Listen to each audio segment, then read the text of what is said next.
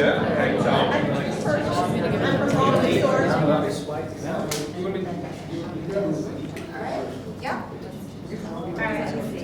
hi everyone. Hello. Welcome to Startup Grind. I see a lot of new faces. So for those of you, if this is your first time to Startup Grind, I'll just give you a bit of brief about what it is so that way you can know about upcoming events. So Startup Grind is a global entrepreneurial network. It's about 80,000 entrepreneurs across 167 different cities. It was based out of Silicon Valley, and Dubai is about a year and a half years old now, with about 1,500 followers.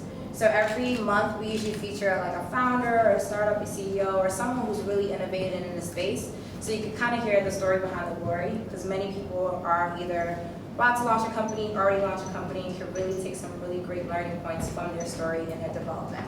So today though, which is really unique for us because we're doing a double whammy, we're having 2 interviews in one session, okay? So from 6 to 7, we're a little bit delayed by 15 minutes, but we're still stopping at 7 for a 5-minute interchange. From 6 to 7, we have Rima, who you've seen the background, and she'll get into it as well. Is exited from the Nish and Wizzle, so you hear a lot about from her story and what she just launched just recently. And then from 7 to 8, you're going to hear from Hassan, who is the venture partner for the Middle East for 500 startups, and I'm sure many of you are well aware of what 500 startups is. So with that, I would just want to quickly introduce the team. So we have Amelia, she's also one of the speakers that usually interviews CEOs and startups. And then we have Karen here, who will be interviewing Rima, and I'll be interviewing Hassan later on. So with that, I will ask that you use the my tweet at CSUFront if you have questions. So that way, as we get the live feed, we'll send it to Karen so we can ask questions to the speaker if you have one. And if you stay till 8 o'clock, after that we'll have like a brief networking session to mingle and have a conversation. And so I'll pass it off to Karen. Thank you. Good evening, everyone. So I'm super excited to be here with Rima. Rima, as you know, is the founder and CEO of JCL.io, which is an agency providing user research and product design, which is user experience design, game design, engineering, architecture, the list goes on. And Rima previously co-founded and exited Navesh, as Christine just mentioned, the first marketplace in MENA, connecting businesses and freelance talent online. Rima has over a decade of experience in designing and building leading technology products for some of the most successful websites in the Middle East. She has been on a journey with ITP, which is the largest publisher in MENA, Wizzle, which we all know is one of the Middle East's great online success stories, and multiple other businesses. So currently residing in Dubai, Rima is a Syrian national, so welcome to Startup Grind. Thank you. Thank you so much. Thank you for being here. So I will start with the why. Why Dubai? Why detail? Why this new interest? Right. Why Dubai? I guess because I was a uni student at Syria, and I was always a rebel. I never liked university. I liked learning, but I think I had so much difficulty following the rules. I always wanted to start a company. And I convinced my classmate at school to start a company for web design, and we both failed at the classes, but we made good money. So we found a niche for fortune tellers and magicians to build websites for them. We're like, these guys have a lot of money and no one is building websites for them, why don't we do it? So we did it, and then I was like, I really like building companies, I really like technology. And I was a coder my dad taught me coding when I was like 8 years old or something. And then in Syria it was very difficult. It wasn't a developed market, obviously. So I started freelancing with the Gulf, I was freelancing with the US, and then one of my clients offered me a job here in Dubai, and I was like, yeah, cool. So I dropped out from school and I came here and I started here, so yeah. Yeah, so you've seen it change a lot, I would imagine, and that sort of startup era in Dubai. Sort of how did you get into sort of this new entrepreneurial side of Dubai, and how have you seen that kind of progress, I guess? It has progressed a lot. Technology itself, the internet industry progressed a lot in Dubai. I remember about 8 years ago when I started my journey in Dubai, I started with a media company. It was very difficult because digital departments were handled by designers or print designers, because people were like, what is this whole web thing? And the more educated ones, obviously, they had, there were a few internet companies, but it was moving very slowly. There were a lot of internet consumers, but businesses were, like all businesses were trying to adapt. It was very difficult for them. There weren't so many investors. But then, slowly, I think, in the beginning it was a bit slow, where, you've witnessed the Wizzle coming out, a number of e-commerces, and then only I think in the last year, or maybe the last 3 years, things started to come out. Like, I remember we were at Nebish, there was maybe another 5 other startups. That was our entrepreneurship scene in Dubai. And we were getting all the awards. We were getting all, because it was only us, right? So, and but there was a lot of excitement. There was a lot of attempts to be at companies and people trying to get into the scene. But then I think in the last year and a half, things have exploded. I see a lot of entrepreneurs, a lot of great ideas. In the beginning, it was all about copying something that works in the US and trying to, make it work here. But today, you see a lot of market needs startups, and I think that's great. And even the investment ecosystem has evolved a lot.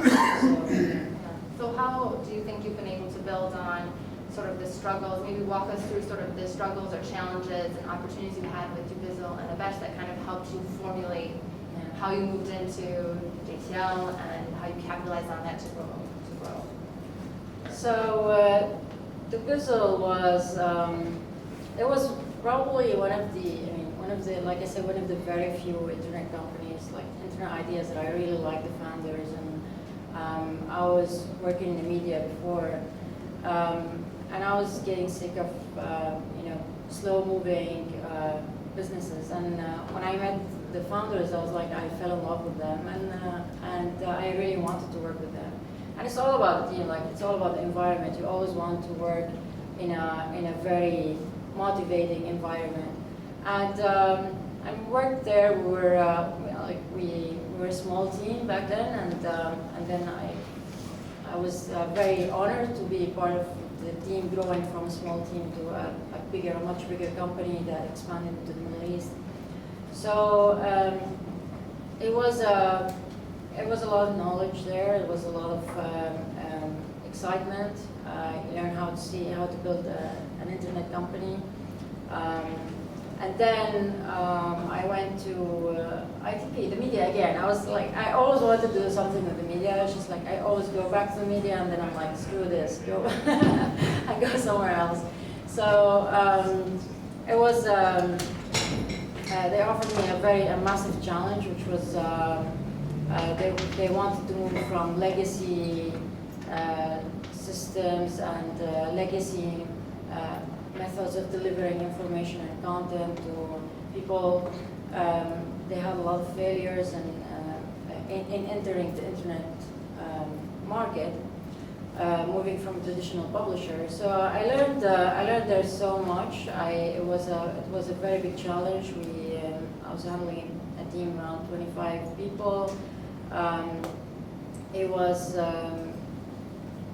we were doing a lot of work and around getting. I think what was the most interesting thing that I learned in ITP was getting people who were very frustrated to become very motivated, and I think that was the biggest challenge, because, and I really learned that it's all about the team. If you can build a motivated team, they can produce 100 times more than their actual size. But then I was like, okay, it's time for me to start my own thing from scratch. I met Lulu, the founder of Nish. She came to IDB. I was always thinking of, I wanted to build I wanted to dive into the talent pool that exists in MENA, because I'm Syrian. I've seen a lot of very, very talented Syrian people, and you see that in Jordan, in Algeria, in Tunisia, Egypt. But again, when I come to Dubai, I see companies struggling to hire talent, acquire talent, and find people, and it's kind of like a mismatch for me when companies here are dying to find talent and unemployment rates in the region were very high. I was like, okay, so there's something to do here. And Lulu shared the same vision. So we started. So I met her 1 month later, I quit my job, and we did like a quick hackathon, and we just got into it. We started working 18 hours a day. And it was a wonderful journey. I think I was very lucky that I had previous experience in managing talent and hiring and budget management, because it would have been extremely difficult if I had to learn everything on the job, because it was enough hassle to learn about raising funds and getting the money in the company and scaling the business from scratch, introducing a whole new concept, building the brand. That was enough challenge. And yeah, so we started, we built I think a great brand. And then we grew the company, we raised a couple of rounds. I realized later on that I wanted to solve a challenge that I see as a very big challenge, and this is how I ended up in GTL.io. I exited my shares in NetBish, which is, if you're building something for the emerging markets or the developing markets, then you need to, whatever product you're building, you need to adjust it to the people of this market. Their mentality, their thinking process, their aspirations, their motivations, their needs, and a lot of the behavioral studies that we have that are coming from, most of them are coming from the US, and they're analyzing behavior of people in developed market, and which does not really apply in most of the cases in the Middle East, for example. Take it as an example. To give you a more concrete example is from NetBish, for example. If we were to build this freelance marketplace, is this talent that we want to hire through the internet? Are they ready to be onboarded? If you just give them a tool, can they use it? What kind of optimizations that you need to do to the tool that makes it a market fit for Syrians, Egyptians, etc.?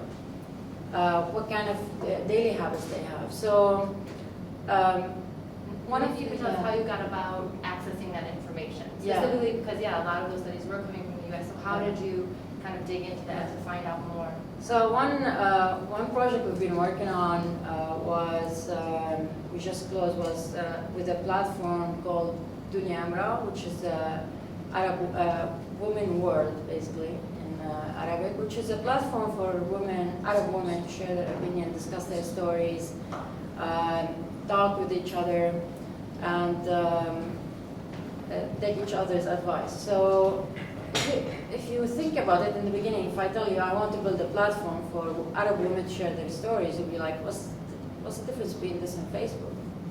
So Arab women has their very unique culture, very unique traditions, and what we wanted to know is how, if you look at the stats today, Arab women are dropping out from Facebook, they're dropping out from social media. There's a gender gap in social networks in the Middle East. So what we said, all right, so we want to know what do these women want? So we ran a gamified survey with our client, Tunyamra. The survey was, who do you want to be? So it's a game called Wannabe. So I say I am Rima. I wish my name was Fatima. I live in Syria. I wish I was living in New York. I am married. I wish I was divorced. Blah blah. There's a lot of questions, and then at the end we're giving them a code that matches their personality. And through this process, we gathered. It was a 2 weeks process. We learned from 5,000 responses, a lot about their aspirations. So we learned, for example, that around 14% wanted to become men, and then when we went through the data, why do they want to become men? Do they have any issue with their physical appearance, for example? No, we figured out that they was the rights of the men. So 80% of these who said they want to be men, they said they want to work, they want to drive, they want the rights of men. And it's the same thing, they want to be younger. We figured out who want to be much younger. I mean, all women want to be younger, but like we figured out that it's not just because they want to be younger, but also because they want to grab the opportunities that they missed out in their lives. 85% want to go to universities, which is really interesting. So what we figured out insight is these women don't want to be rebels. They don't want to lose their traditions. They don't want to break through, or break out from their culture. They want to keep their culture, but they want to achieve within their cultural environment. And that's very interesting for whatever platform we're building for them. And another finding that we found that impacts a lot how we build the platform is these women want privacy. So in gamification, they tell you in the US, if a woman, or if a person, if you want someone to contribute, give their opinion, just give them credit for it, give them recognition. So if we're dealing with women in Saudi, you don't want to give them to publicize their personality on their opinion. You want to do the exact opposite. So instead of telling them write your real name on your article, you want to tell them publish under your username and protect your privacy, which is an extreme opposite of finding in the US, right? So it's an extreme opposite to what gamification is defined. So yeah. So really interesting that it's a very different market, and maybe you can talk to us a little bit about how maybe you can walk us through how you've scaled up. So you did it with Nabesh, and now you're doing it again with JCL. Sort of what if you had 5 key steps to scale up and launch your startup? What did you follow in terms of the process? Wow, I wish there was such a process. I think it's more of an attitude, and I think I developed a thick skin in a way. Okay, so let's see. So perhaps be objective, take feedback positively. It's a very hard game. I think you need to be a bit crazy to be an entrepreneur. It takes grit. That's it. So you need to be very patient, try different things. I think one thing that I've seen a lot of entrepreneurs do, and I think is wrong, is that a lot of entrepreneurs keep doing the same thing and expect different results without them even noticing that they're doing this. So just be lenient, be resilient, be flexible. It's all about your attitude. It's all about working with the team, building the right team. So having 5 team members who are really good, are really aligned with you, is much better than having 100 of them who are average. And someone could be really good for someone else. It doesn't mean, it's like, your team, you have to think about them like you're getting married to these people. So you gotta really think that they need to, must have extreme chemistry. You're gonna work late at night with them.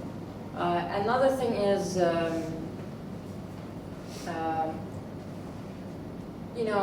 sometimes we could have ideas that make a lot of sense to us, to consumers, but they don't make sense in raising investment, for example. So because it could be a lot of risk, because it could be that investors are not willing to take.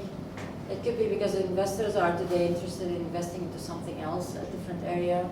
So you also got to think of, is building an Instagram in the Middle East a good idea? When I say an Instagram, meaning a business that is based on high usage. So it costs you a shitload of money before it makes money, right? So you gotta think of all of these dynamics before you jump into it. How did you kind of address that in terms of finance? Because a lot of people have faced a lot of issues raising that capital. So how did you change? So obviously the selling proposition you have for your clients is probably different from how you sold that to investors. And could you maybe take us through that process as well? How did you do bootstrapping for a while? Did you get into, at what point did you kind of look to investors and what made them really want to invest? I think we hear this all the time. I think I'm repeating myself a little bit when I say it's all about the team, but this is what investors say. Like they look at the founders and they say, are these people going to be able to change their strategies quickly enough to match the market? So this is one thing. So you gotta always. I mean, in GTL I didn't raise funds yet because I like to test ideas first. And in Ambush we did the hackathon. We built a prototype. We gathered around 1,000 users before we started talking to. We won a TV show. I mean, there was a cash prize, but the cash prize came even after the acquisition of the users. So, I mean, it's like, think about it that whoever this investor is, think about it, it's like you're taking money from your friend, right? So, even if they're not your friend, just think if you're going to take money from your friend, you don't want to go to your friend and say, hey, give me money, I have a great idea. You've got to think in their shoes, you know? Why would, like, are you sure that, you're never sure about yourself, like that's, but do you truly believe that this is a concept that will work? I mean, do you have some evidence? You'll never have all the evidence, but do you have some level of evidence that there's a need for it? There is someone who's going to use it beside your friends who you really beg them to use it. Who's your user? Why would they use it? Why do they like it? What do they like about it? What do they need from it? Verify it a little bit, play with it, chew the idea, try to prototype, and then go raise funding. This is what I would do. And then the second rounds become obvious. So the second rounds, once you have your runway to achieve something, once you're close to finish. I mean, you should always actually be raising funding. So, but like you're always gearing up for the next round, and you should always think where is this money going to take you, which milestone, how far, and start thinking of gearing up for the next round to build up more. So maybe you could talk to us a little bit about any regrets, anything that you did differently this time around, knowing what you know from the mesh and the struggle with Sniper. So.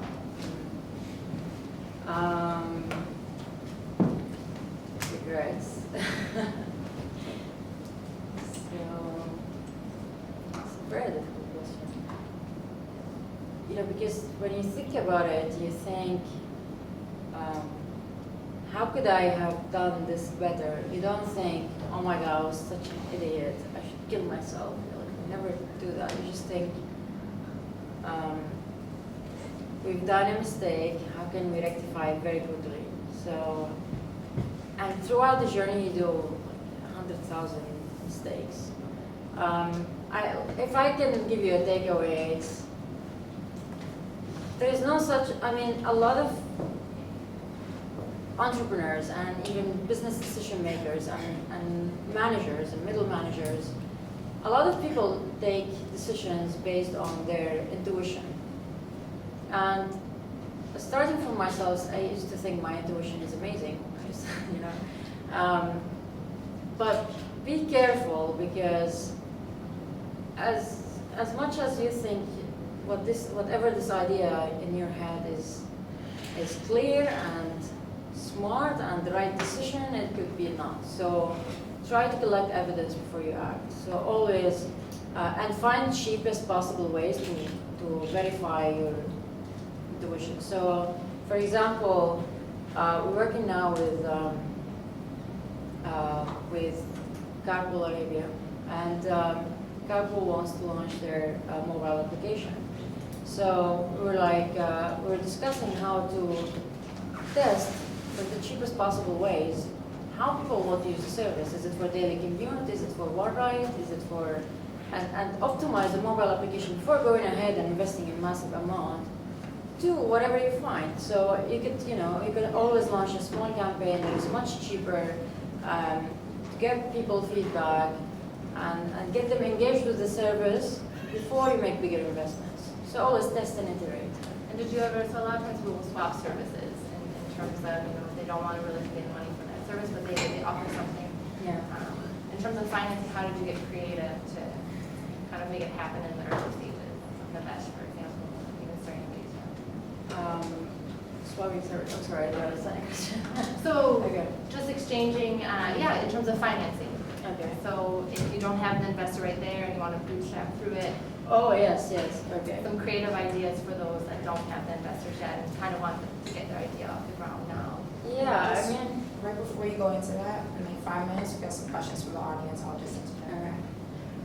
Yeah, so you can always do that. I mean, there's a lot of people who want to be part of startups, a lot of people who want to be part of building something, and they would do it just to feel the heat of it. So we had a lot of people helping us in NetBish. I have a lot of people helping me now in GTL and the team, and it's and you don't need to think about it as you're asking for a service for free. It's not really that. It's people want to be part of something, so use it.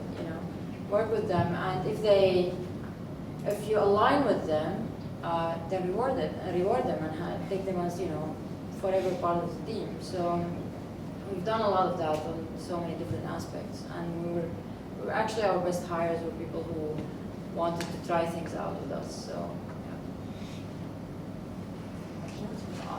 So yeah, one question that just came up is you exited out of Nish and Wizzle, and now you're working on a third company that everyone expects is going to be successful.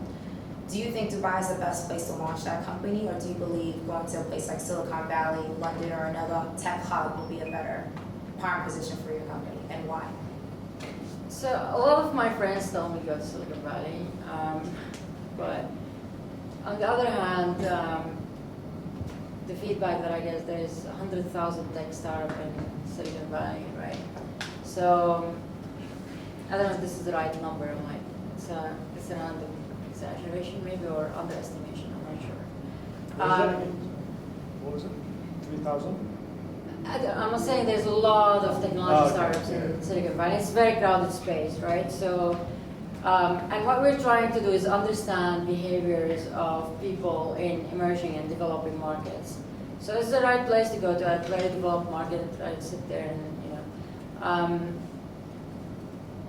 I think Dubai is a good place to be, but I think we also should explore other markets. Like we should definitely go into Europe. It could be somewhere like New York even, or Boston. I don't know. I mean, definitely we should explore other markets for sure. But in Dubai specifically, maybe you can, in terms of why you decided to launch DHL here, what is the growth that you see here, perhaps in Dubai, that makes it so unique from some of the markets which are more saturated? I'm familiar with it. I mean, familiarity sometimes helps. I know the scene very well. I know people here. That helps a lot because it's easier than going and establishing from scratch somewhere else. But Dubai is a very small market, so it is a big challenge for us as well. I mean, for what we do, it's a small market, and it's kind of early for we're having to do a lot of education to tell people why they need behavioral researchers, why they need to make sure that they understand their users, etc. So to be honest with you, I don't know if it is the best place to continue being here forever. I don't know. I mean, I'm still at early stages, so we'll see.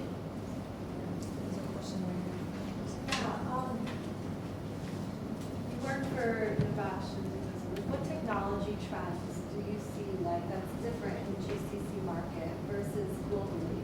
And do you also think for global I work for a startup, but we have a global audience.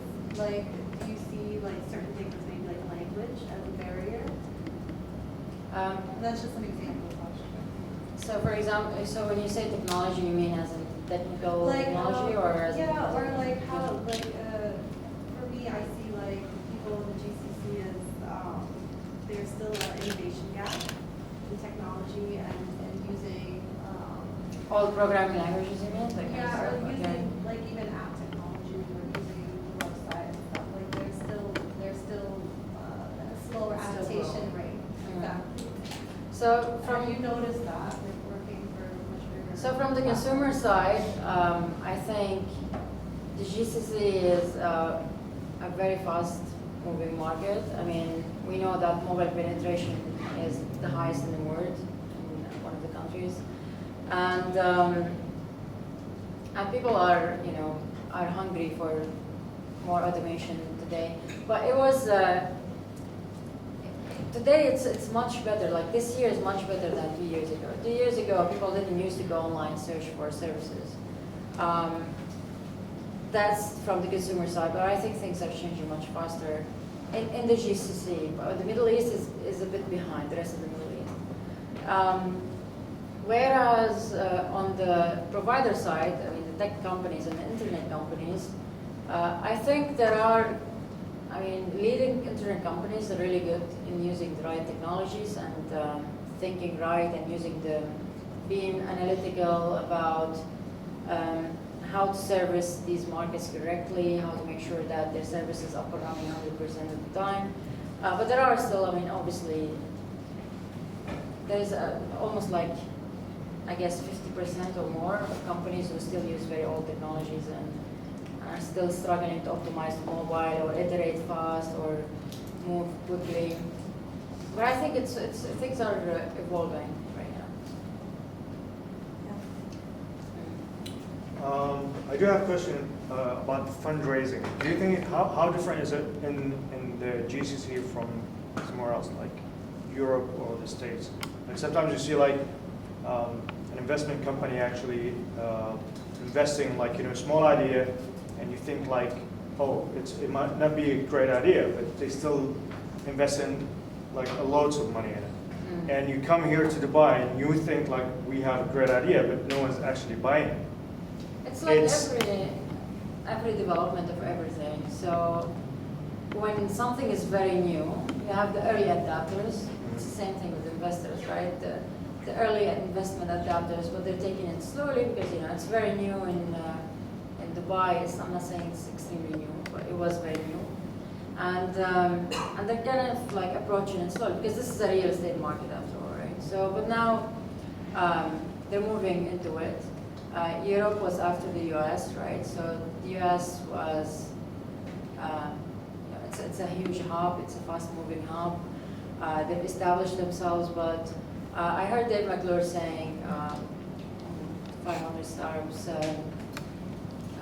chief, he was saying that, I heard him about a month, 2 months ago, saying that, Silicon Valley was, 20 years ago was what we have today, so in Dubai. So the market will evolve and it will develop, but in a way, it's, yes, you will get less money for your ideas, that's a fact. 2, it was and still a little bit, it's still very revenue driven, so you gotta be making revenue very quickly, which kind of become an obstacle for innovation, because if you focus on making money tonight, you can't sit and think, how can I make my service better for tomorrow, right? Yeah. Just I guess to follow up to that, there's a big conversation about just like the equity ask for the small amount of funding that's available in this area. How do you feel about that? And do you think that's going to change rapidly, or do you think that once we have more like brand name stars like Wizzle and Nish coming out, that they'll be more open to better, I guess, funding outlets for companies coming up? I think, so now there's a few VCs coming out. There are Arabs who are in the US, entrepreneurs in the old days who were coming up with bigger funding. I was reading an article on ArabNet recently. It was, they said there's a bunch of guys, it was a very mysterious article, a bunch of entrepreneurs who are in the US, who are Middle Eastern originally, who think it's ridiculous that startups cannot have $50 million at the early stage. They think it's ridiculous that there's no such access to money in the Middle East, and they want to change this fact, so they're launching an accelerator in a few months, in June, I think, for early stage startups to give them, that amount of money for a small equities and better valuation. I think times are exciting. I've heard also, I think you've heard of Leap Ventures, also founded by Henry Asile and his co-founders. Henry was in the US and sold the company for $500 million in the 90s. So actually, it's 2004, I'm not sure. So yes, I think these guys are gonna start moving things. Any other question from the audience? Have you seen, like, from a venture capital or financial, it seems like the Middle East at least is very shy from doing things like original technology. So they'd like to do web and mobile, things that are fast testing. So you can finish it, maybe in 6 months you can tell, or even sometimes less than that. Have you seen anything that's like takes longer than that? Like if you have to true research and true product development? I mean, whatever product you're doing, you better be able to kind of prototype within a few months because markets change. So your idea expires after a few months, right? Like a year. If you just go in a cave for a year and work on something, unless you're dealing with deep tech.